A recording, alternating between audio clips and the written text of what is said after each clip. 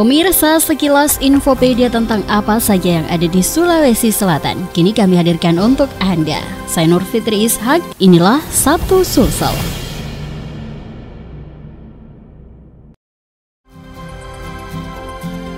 Pemirsa, satu lagi tradisi unik di Sulawesi Selatan, Mauduk Lompoa atau Maulid Akbar di Cikoang, Takalar. Tradisi ini merupakan perpaduan dari unsur atraksi budaya dengan ritual-ritual keagamaan yang digelar setiap tahunnya di bulan Rabiul Awal berdasarkan kalender Hijriah, yakni untuk memperingati hari kelahiran Nabi Muhammad SAW. Kegiatan ini diselenggarakan oleh masyarakat Cikoang, Kabupaten Takalar, Sulawesi Selatan sebagai turunan anak cucu Nabi Muhammad SAW yang datang menyebarkan ajaran agama Islam di Cikoang dan sampai saat ini dikenal dengan nama keluarga Sayyid.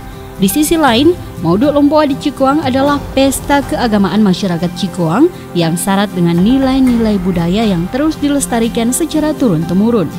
Pelaksanaan Mauduk Lompoa mempunyai ritual-ritual dan prosesi adat yang dilaksanakan selama 40 hari sebelum puncak acara pesta.